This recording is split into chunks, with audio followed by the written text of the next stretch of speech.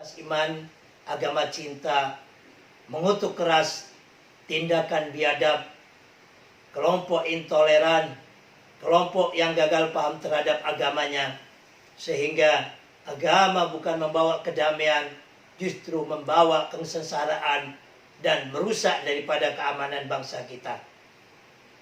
Mari sebelum acara ini kita mulai, kita mengheningkan cipta sesaat terlebih dahulu, sesuai dengan keyakinan kita masing-masing. Kita doakan semoga 9 orang yang masuk di rumah sakit segera diberikan kesembuhan oleh Tuhan Yang Maha Esa. Dan mari kita berdoa semoga negara kita Indonesia tetap menjadi negeri yang baldatun thayyibatun wa rabbun ghafur, negeri yang gemah ripah, lo jinawi, murah sandang, murah pangan, murah papan, toto trentem, kertora harjo. Yang beragama Islam, mari bersama-sama ikuti Gus. Yang beragama lain silakan mengheningkan cipta sesuai keyakinannya. Ila hadiniyah. Al-Fatihah. A'udzubillahi minasyaitonirrajim. Bismillahirrahmanirrahim. Alhamdulillahirabbil alamin. Arrahmanirrahim. Maliki yaumiddin. Iyyaka na'budu wa iyyaka nasta'in. Ihdinas siratal mustaqim. Siratal ladzina an'amta 'alaihim ghairil maghdubi 'alaihim waladdallin. Amin. Terima kasih atas doanya. Semoga Allah Tuhan Yang Maha Esa menjaga negeri kita tetap aman, damai, dan Densus 88 serta BNPT serta keamanan yang terkait segera menangkap aktor intelektualnya sehingga Indonesia tetap aman, damai, dan kondusif. Sahabat semuanya, komunitas agama cinta yang kami sayangi, alhamdulillah pada siang hari ini, hari Minggu tanggal 28 Maret, bertepatan juga agama cinta edisi ke-28 ini.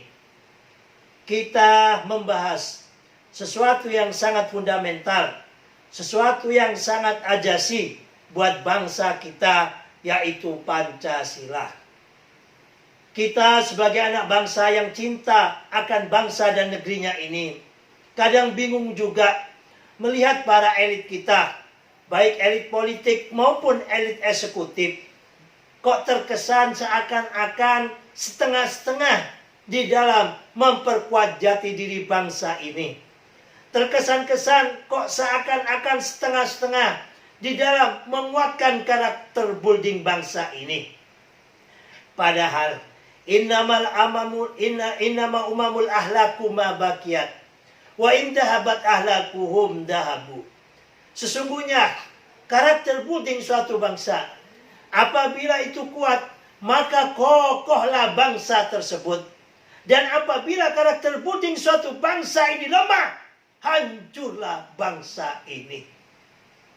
Kekuatan suatu bangsa bukan pada agamanya. Kekuatan suatu bangsa bukan dari hanya ekonominya, tetapi kekuatan suatu bangsa terletak pada karakter building ataupun ideologi bangsa tersebut.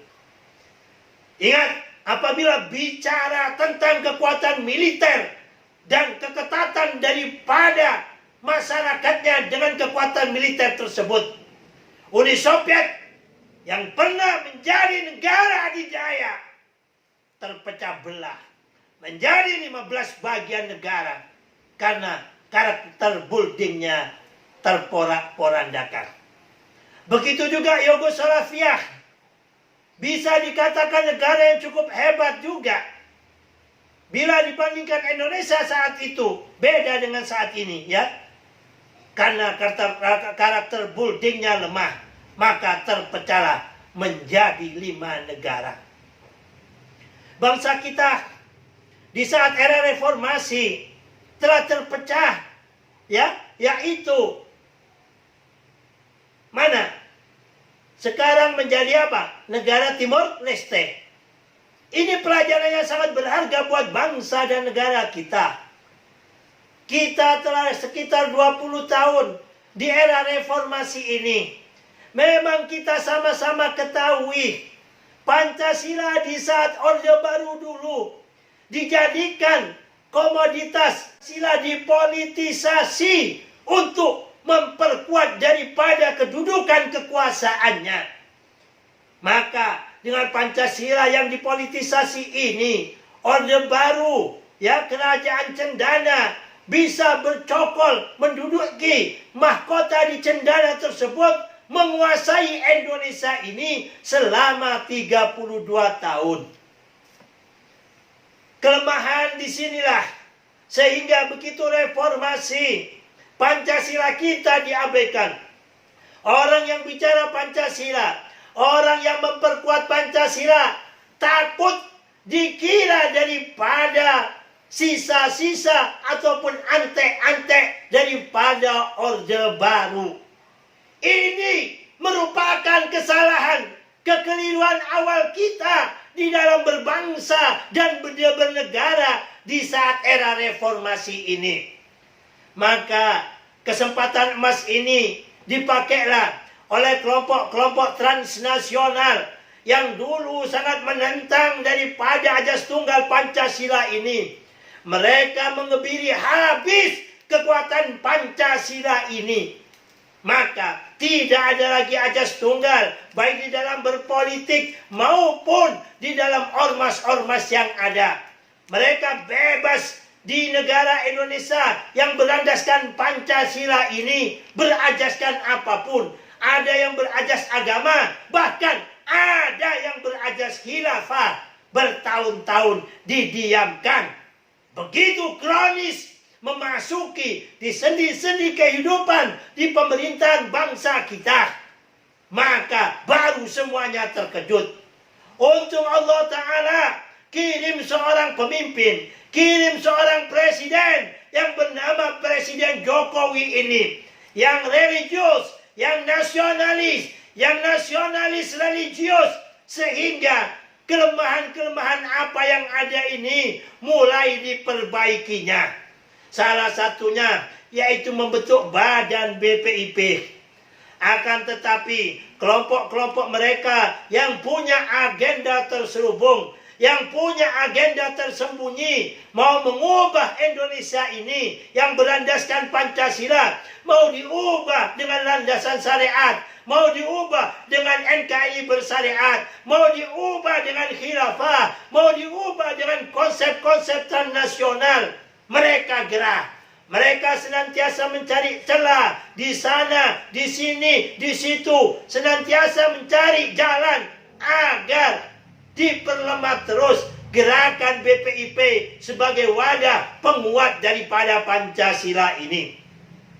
Dan juga sama-sama kita ketahui, di tahun 2003 Pancasila tidak lagi diajarkan di anak didik kita, baik itu tingkat SD sampai tingkat perguruan tinggi, yang hanya ada PKN, yang mana Pancasila hanya dijadikan pelengkap penderita di dalam pelajaran PKN tersebut, tidak secara signifikan, tidak secara khusus, sehingga hal ini merupakan celah, merupakan kelemahan di dalam menghancurkan bangsa kita. Bagaimana kita akan memiliki generasi Pancasila? Maka next generasi kita, apabila Pancasila tidak segera diajarkan, kita akan memiliki generasi Pancasila antara ada dan tiada. Generasi yang seumuran Gus, umur 50 tahun ke atas, ini masih mengecam pendidikan Pancasila. Baik itu Santiaji Pancasila, baik itu P4, baik itu BP7, baik itu PMP. Inilah yang menjiwai diri kita. Di samping kita menjadi orang yang religius, tetapi tidak hilang nilai-nilai karakter bolding kita di dalam berbangsa dan bernegara dengan moral Pancasila yang diajarkan di sekolah kami dulu, mulai kecil hingga di perguruan tinggi. Jangan harapkan apabila kita pelajaran Pancasila ini nilainya jeblok, bisa naik tingkat, bisa naik kelas. Karena Pancasila merupakan bagian 5 pelajaran penting yang harus menjadikan perhatian anak didik saat itu. Yaitu salah satunya matematika, pendidikan Pancasila, pendidikan agama, bahasa Indonesia, dan IPS. Kalau memang itu anak IPA, ya IPA-nya.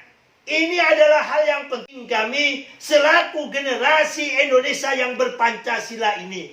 Sehingga kami bisa menjadi generasi Pancasila. Ya, kami bisa menyatakan Garuda di dadaku, ya, Pancasila ideologiku. Tapi kalau sekarang diajarkan saja tidak, bagaimana kita bisa membanggakan diri pada generasi kita dengan bernyanyi di saat main bola, Garuda di dadaku?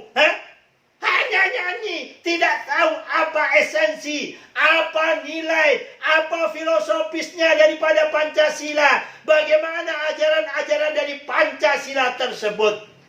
Ingat apa yang dikatakan oleh Rasulullah sallallahu alaihi wasallam, "An-nasu a'da'un ma jahilu."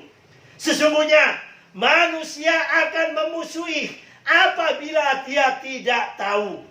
Maka sangat betul sekali dalam hal ini, anak didik kita, generasi kita tidak lagi mengerti akan Pancasila. Kemasukan ideologi-ideologi transnasional yang kebetulan di Indonesia ini Islam adalah mayoritas. Maka kelompok-kelompok kepentingan dari dunia-dunia kapitalisme yang melirik dengan kekayaan alam Indonesia, maka mereka masuk mengacak-acak Indonesia ini dengan topeng agama Islam. Mereka dengung-dengungkan bahwasanya tidak ada kesejahteraan, tidak ada kemuliaan, tidak ada berkah dari Tuhan tanpa adanya khilafah. Mereka senantiasa menghilangkan nilai-nilai budaya bangsa kita. Mereka senantiasa menghilangkan sekat-sekat kebangsaan kita. Karena itu semuanya tidak akan bisa diterobos oleh kelompok transnasional atau kelompok-kelompok khilafah selama masyarakat Indonesia ini umat Islamnya masih seperti orang-orang NU. Yang mana orang-orang NU senantiasa didoktrin bukan hanya memiliki kecintaan terhadap agama Islam sebagai agamanya, tetapi generasi NU senantiasa diajarkan, dididik mulai di sekolahan, baik itu di acara formal maupun acara-acara informal maupun acara lomba-lomba di pesantren. Senantiasa lagu wajibnya adalah lagu Hubbul Watan Minal Iman. Inilah yang memberikan kekuatan bagi kekuatan umat Islam di Indonesia. Maka sering sekali kita lihat bagaimana kelompok-kelompok mereka selalu nyinyirin ulama NU, selalu menjelek-jelekkan ulama NU, selalu memecah belah NU, sehingga dulu ada yang dikatakan dengan NU garis lurus. Semuanya ini adalah langkah cara-cara mereka, karena mereka sudah bisa menguasai parlemen, menerobos parlemen dengan tidak lagi memperhatikan Pancasila. Mereka hanya dicukupkan, dipuaskan, dibanggakan para elit politik kita yang terhormat di parlemen tersebut dengan membuat bahkan merusaknya kalau menurut Gus, yaitu apa? Pancasila tidak lagi menjadikan dasar, tapi mereka membuat 4 pilar bangsa. Hal ini kekeliruan awal, dan 4 pilar bangsa ini hanya berkutik yang ada di MPR saja. Seperti anak-anak kecil dikasih mainan MPR ini dengan 4 pilar bangsanya ini. Mereka nerobos masuk pada kementerian, sehingga Kementerian Pendidikan mereka berhasil tidak lagi mengajarkan Pancasila di sekolah-sekolah, baik tingkat dasar sampai tingkat perguruan tinggi.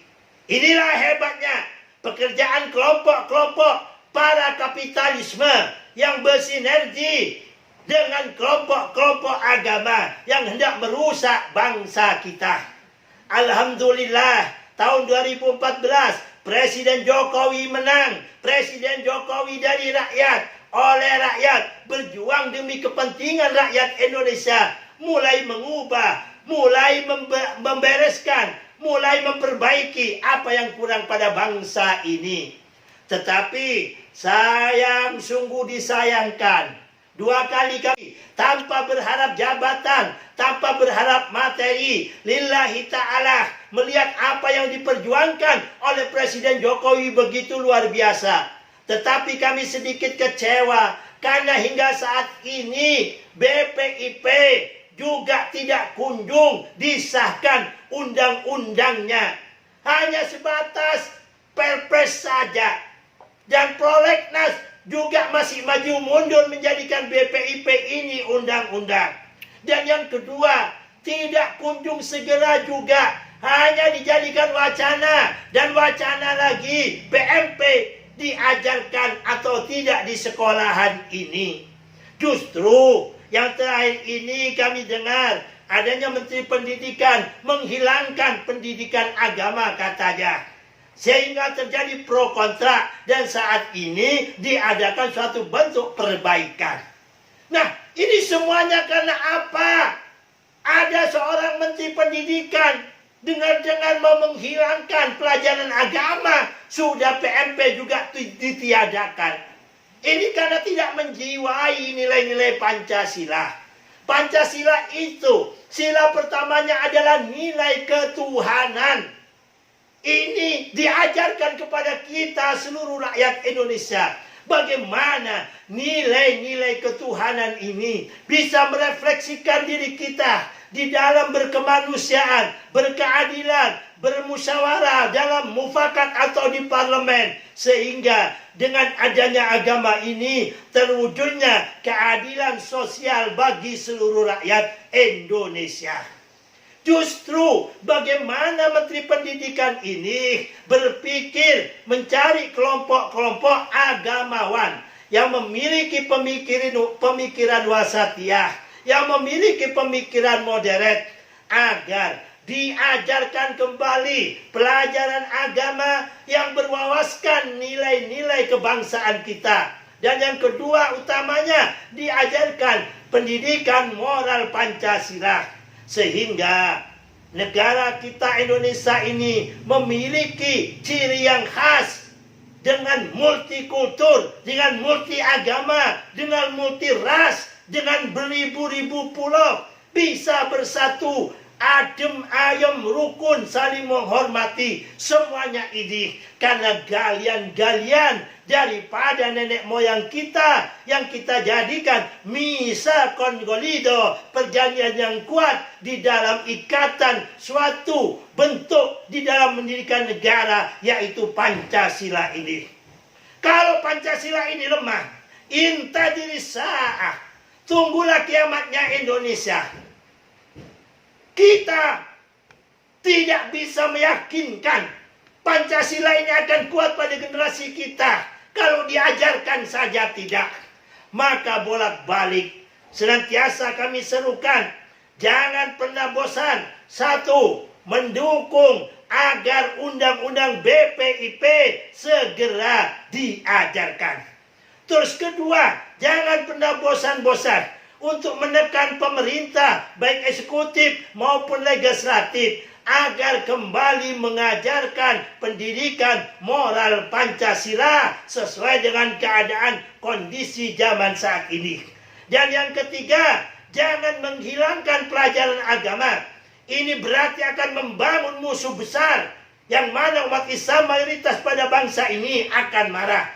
Bagaimana Menteri Pendidikan mengambil dari semua komponen 6 agama yang ada di Indonesia ini, yang memiliki pemikiran-pemikiran wasatiyah, pemikiran-pemikiran moderat, diajarkan agama di masing-masing sekolah sesuai dengan keyakinannya, yang mana implementasinya dengan wasbang, wawasan kebangsaan dan Pancasila pada bangsa dan negara kita. Kalau sampai pendidikan agama tidak diajarkan, ini akan bahaya. Umat Islam akan marah yang pertama. Terus kedua, mereka akan belajar pada kelompok-kelompok yang tidak jelas. Di sekolahan ini harus diajarkan pendidikan agama, tapi yang berwawasan kebangsaan. Pendidikan agama yang wasatiyah, yang moderat. Pendidikan agama yang bisa cinta kepada Pancasila dan NKRI serta Bhinneka Tunggal Ika ini. Inilah modal utama kita di dalam membangun suatu bangsa. Apa artinya suatu bentuk ekonomi yang hebat, yang luar biasa, yang kuat? Tidak ada bedanya seperti Uni Soviet. Apabila karakter buildingnya tidak kuat, hancur berantakan menjadi 15 negara. Akankah itu mau terjadi pada Indonesia? Kalau tidak, mulai sekarang terus kita naikkan tagar, ajarkan kembali pendidikan Pancasila. Sekali lagi, jangan pernah bosan. Sekali lagi, jangan pernah lelah berbuat untuk Indonesia yang luar biasa ini. Mari kita ikuti narasumber kita yang kita undang, yang mana mereka beliau-beliau ini dari perguruan tinggi, para pakar-pakarnya di dalam Pancasila. Ikuti acara webinar ini dari awal sampai akhir agar kita tidak gagal paham. Ikuti webinar ini dari awal sampai akhir. Apa yang Anda dapatkan dari pemikiran para materi ini, sampaikan kepada murid-murid Anda, kepada sanak keluarga, famili. Kalau itu pengkhutbah, sampaikan di dalam khutbah. Pentingnya kita tetap mempertahankan dan menjadikan Pancasila ini sebagai dasar, baik itu ideologi maupun falsafah maupun moral maupun hukum di dalam bernegara dan berbangsa di Indonesia ini. Demikian dari kami, salam agama cinta. Assalamualaikum warahmatullahi wabarakatuh. Salam Pancasila, merdeka.